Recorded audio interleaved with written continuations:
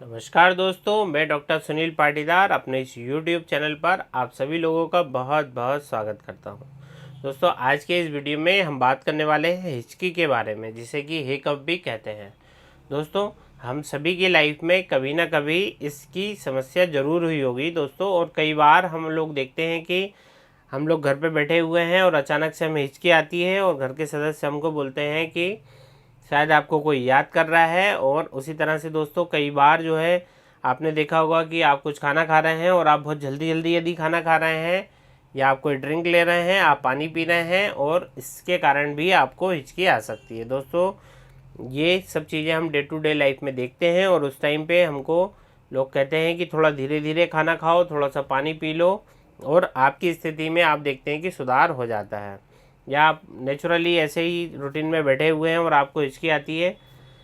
आपको कोई याद कर रहा है, तो थोड़ा सा आप पानी पी लेते हैं और आपकी हिचकी दूर हो जाती है। दोस्तों, ये तो हो गई सारी नॉर्मल कंडीशन। लेकिन दोस्तों, यदि यही हिचकी आपको कब मेडिकल कंडीशन बन जाती है और इसके लिए आपको ट्रीटमेंट लेने की ज़रूरत पड़ सकती है, तो वो आज हम इस वीडियो में बात करेंगे कि यदि आपको थोड़ी थोड़ी देर में हिचकी आ रही है, यदि आपको एक बार, दो बार या 2 मिनट से कम यदि आपको हिचकी आ रही है, तो ये कंफर्टेबल कंडीशन है, ये बॉडी का एक नेचुरल प्रोसेस है। लेकिन दोस्तों, यही हिचकी यदि आपको 3-4 घंटे लगातार आ जाए, उससे ज़्यादा समय के लिए आ जाए, इनफैक्ट कुछ केसेस में हम देखते हैं कई महीनों, कई सालों तक लोगों की हिचकियाँ कंटिन्यू रहती हैं, तब ये एक मेडिकल कंडीशन बन जाती है दोस्तों। तो आज हम इसी हिचकी की समस्या के बारे में थोड़ा सा बात करेंगे। ये क्या होती है, इसके क्या कारण होते हैं, इसके ट्रीटमेंट को भी जानेंगे। सबसे पहले हम समझते हैं कि आखिर हमें हिचकी आती क्यों है। तो दोस्तों, जैसे कि अभी मैंने आपको बताया कि बॉडी के अंदर एक नॉर्मल प्रोसेस ये होती है, जो कि कई बार इसके अंदर कोई चिंता की बात हमें नहीं होती है, कोई घबराने की बात नहीं होती है, यदि थोड़े समय के लिए यदि ये होती है। खासकर देखोगे आप छोटे बच्चों में इस तरह के केसेस देखने को मिलते हैं, जो न्यू बॉर्न बेबीज़ होते हैं, उनमें काफ़ी ज़्यादा हिचकियाँ हमें देखने को मिलती हैं। तो वो उनका एक नॉर्मल प्रोसेस है दोस्तों। आप बोलें कि भाई आखिर हिचकी आती क्यों है, इसका रीज़न क्या है, तो हमारी बॉडी का दोस्तों ये जो अपर पार्ट है, मतलब कि जो चेस्ट वाला पार्ट है जिसमें हमारे लंग्स होते हैं, इसे हम थोरेसिक कैविटी कहते हैं। और जो नीचे वाला पार्ट होता है, जो एब्डोमेन वाला पार्ट होता है, इसको हम एब्डोमिनल कैविटी बोलते हैं। दोस्तों, इन दोनों पार्ट्स के बीच में एक मसल्स होती है जिसको हम डायफ्राम कहते हैं। दोस्तों,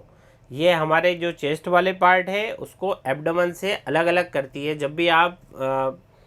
दोस्तों, ये किसी भी कारण से हो सकता है कि यदि ये जो डायफ्राम है, ये जो मसल्स है, इसमें कुछ स्टिमुलेशन आ जाए, कोई नर्व इसकी जो सप्लाई कर रही है उसमें कोई प्रॉब्लम आ जाए,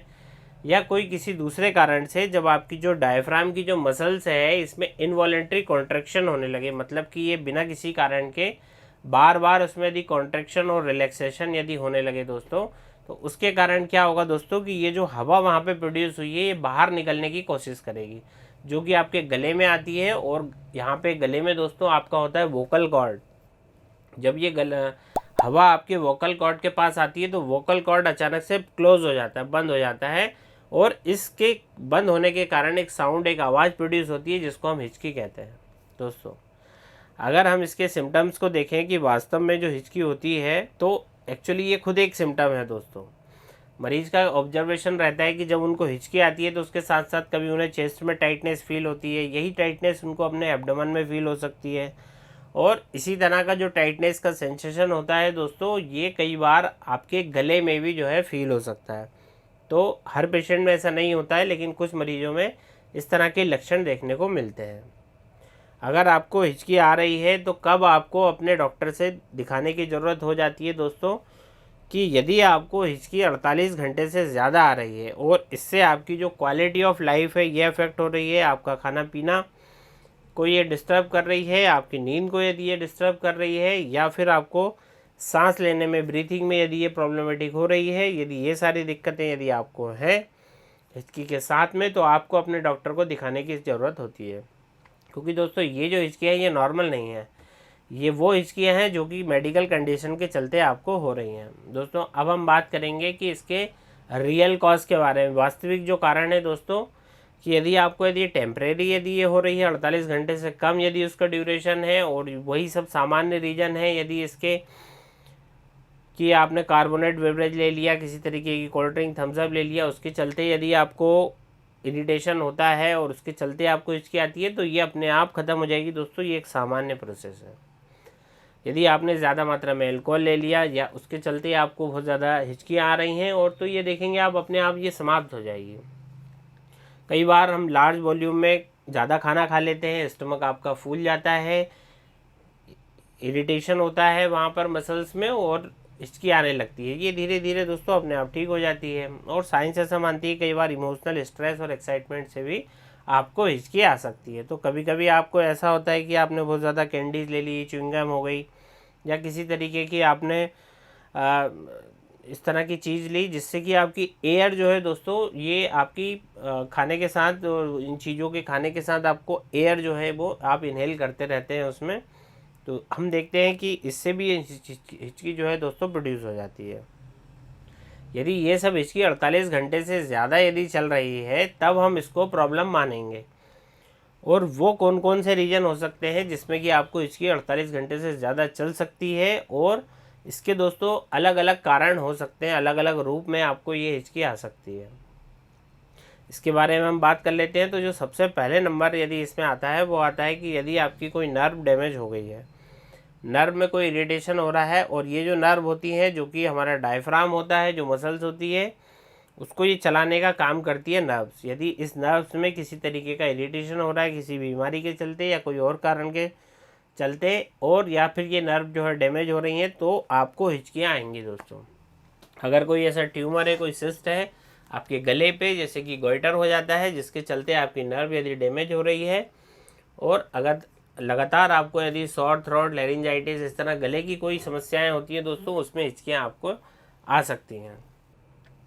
अगर आपको लंबे समय से GERD है, गैस्ट्रो इसोफेजियल रिफ्लक्स डिसीज है, इसके चलते आपकी जो नली है इसमें छाले हो गए हैं, खाने की जो नली है इसमें छाले हो गए हैं, घाव हो गए हैं, और इस एसिड के चलते यदि ये डैमेज हो गई है, इरिटेशन इसमें हो रहा है, डैमेज ये हो गई है, तो आपको हिचकियाँ आएंगी दोस्तों। ऐसी बीमारियाँ जिनमें कि सेंट्रल नर्वस सिस्टम इन्वॉल्व हो जाता है। कहने का सेंस ये है कि सेंट्रल नर्वस सिस्टम में अगर कोई ट्यूमर है, कोई इन्फेक्शन है, आपके ब्रेन में कोई स्ट्रोक हुआ है, ब्रेन में कोई ट्यूमर हुआ है, ब्रेन में कोई चोट लग गई है, या आपका कोई रोड एक्सीडेंट हुआ है दोस्तों, ये सब कारण बनते हैं जो आपके सेंट्रल नर्वस सिस्टम को अफेक्ट करते हैं, जिसके कारण आपको हिचकियाँ आ सकती हैं। इसके बाद किसी भी ऑपरेशन के लिए दी जाने वाली दवाइयाँ या ऑपरेशन के बाद कुछ समय तक आपको हिचकियाँ आ सकती हैं दोस्तों। हम इसके कॉम्प्लिकेशन की बात कर लेते हैं कि यदि आपको हिचकी लंबे समय तक चलती है, कंटिन्यूसली चलती है, तो ये सही बात है कि यह आपकी क्वालिटी ऑफ लाइफ को अफेक्ट करके चलती है दोस्तों। ये वास्तव में आपकी ईटिंग हैबिट्स को, ईटिंग को अफेक्ट कर सकती है, आपके न्यूट्रिशन लेवल को आपको नीचे ला सकती है, आपकी नींद को अफेक्ट कर सकती है, क्योंकि आपको रेगुलर 7-8 घंटे की नींद प्रॉपर होना चाहिए, जो नहीं हो पाती, बार बार आपकी नींद खुलती है। ये आपकी स्पीच को, बोलने को भी दोस्तों डिस्टर्ब कर सकती है, क्योंकि जब आप बात करते हैं तो ये जो वोकल कॉर्ड है, इसका जो मूवमेंट है दोस्तों, ये होना चाहिए, लेकिन वो जो वोकल कॉर्ड है बार बार क्लोज होते हैं, जिसके चलते आपकी जो स्पीच है प्रॉपर नहीं हो पाती है। तो ऐसे ही यदि आपका कोई ऑपरेशन हुआ है जिसके चलते आपको हिचकी लगातार आ रही है, तो आपकी जो वुंड है जहाँ पे आपको टाँके लगे हैं, स्टिचेस हैं, उसको हील होने में भी प्रॉब्लम आ सकती है, क्योंकि हिचकी के कारण जो है तो प्रेशर के कारण वो खुल सकते हैं, उनको हील होने में दिक्कत हो सकती है। तो ये सब इसके कॉम्प्लिकेशन होते हैं कि आपको हिचकी को कब सामान्य मानना है और कब इसको एक मेडिकल कंडीशन मानना है दोस्तों। अब मैं आपको बताता हूँ ऐसी होम्योपैथिक मेडिसिन जो कि हिचकी के केस में बहुत ही ज़्यादा इफ़ेक्टिव होती है, और आप इन मेडिसिन को ले सकते हैं यदि आपको हिचकी की प्रॉब्लम हो रही है, और आप देखेंगे कि चुटकी बजाते ही दोस्तों आपकी हिचकी की समस्या एकदम से ठीक हो जाएगी यदि आपके कारण इन दवाइयों से मिलते हैं दोस्तों। हमारी जो पहले नंबर की दवाई है वह है नक्स वोमिका 30। ये हम उन केसेस में देते हैं, उन केसेस के लिए बहुत ही इफेक्टिव होती है जहाँ पे आपको इनडाइजेशन की वजह से, GERD की वजह से हिचकी आ रही हैं, आपको अपच होता है,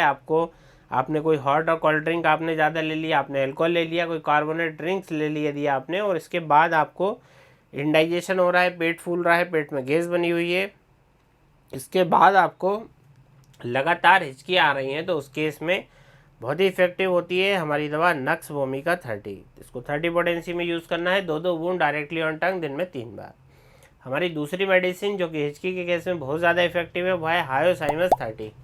हायोसाइमस एक ऐसी दवाई है दोस्तों जो कि आपको यदि किसी प्रकार से एब्डोमेन की सर्जरी हुई है और सर्जरी के बाद आप देखते हैं कि बहुत ज़्यादा आपको हिचकियाँ आ रही हैं,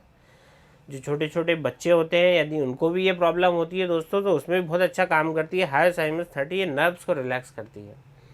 डोज वही रहेगा दोस्तों, 2 बूंद दिन में 3 बार, और कुछ दिनों तक आपको इसको यूज़ करना है। दोस्तों हमारी तीसरे नंबर की दवाई है रेटेनिया 30। बहुत ही इफ़ेक्टिव मेडिसिन होती है, जहाँ पे आपको यदि बहुत ज़्यादा वायलेंट हिकअप आने लगे, यानी कि बहुत तीव्र आपको हिचकी आने लगे, बहुत आवाज़ उसमें रहे, बहुत तेज़ वाली रहे, स्पेशली यदि आप खाना खाने के बाद यदि आपको ऐसा हो रहा है, यदि आप कुछ खा रहे हैं और खाने में आपने लंबे समय का यदि गैप करके खाया, जैसे कि मान लो आपने सुबह कुछ खाना खाया था, इसके बाद आप सीधे डायरेक्ट इवनिंग में यदि आप खाना खा रहे हैं, और उसके बाद आप इवनिंग में खाना खाने के बाद यदि आपको बहुत ज़्यादा हिचकी आने लगती है, ऐसे केसेस में रेटेनिया एक दवाई है दोस्तों, बहुत ही इफेक्टिव होती है। इसी के साथ में यदि आपको बहुत ज़्यादा गैस भी बनती हो, पेट आपका फूला हुआ रहता हो, तब ये रेटेनिया जो मेडिसिन है ये आपको गैस में भी आराम कर देगी और आपकी हिचकी को भी पूरी तरीके से बंद कर देगी। दोस्तों इसके बाद हमारी अगली दवाई आती है सिनामोनम मदर टिंचर। ये आपको यदि डायरिया है, इंडाइजेशन की समस्या है, भूख की कमी आपको हो रही है और इस तरह की यदि कंडीशन है, तब आपको प्रयोग करनी है हिचकियों के केस के लिए सिनामोनम मदर टिंचर। दोस्तों बहुत ही अच्छे रिजल्ट आपको इस मदर टिंचर के देखने को मिल जाते हैं। एक और मदर टिंचर जो बहुत इफेक्टिव है वह है दोस्तों जिंक्सेंग का मदर टिंचर। ये भी एक स्पेसिफिक मेडिसिन मानी जाती है अगर आपको इंडाइजेशन के साथ साथ, हिचकी के साथ साथ वीकनेस हो रही है, हिचकी आ रही हैं, बहुत ज़्यादा हिचकी आ रही हैं, बहुत फ्रीक्वेंटली हिचकी आ रही हैं। वैसे भी दोस्तों ये एक स्पेसिफिक मेडिसिन है, इसको आप हर हिचकी के केस में प्रयोग करके देख सकते हैं, बहुत ही अच्छे रिजल्ट इसके मिलते हैं। क्योंकि ये मदर टिंचर फॉर्म में होती है दोस्तों, इसको आपको प्रयोग करना होता है 20-20 बूंद 1/4 कप पानी में मिला के दिन में 3 बार। दोस्तों मैंने अभी आपको बताई हैं 5 होम्योपैथिक मेडिसिन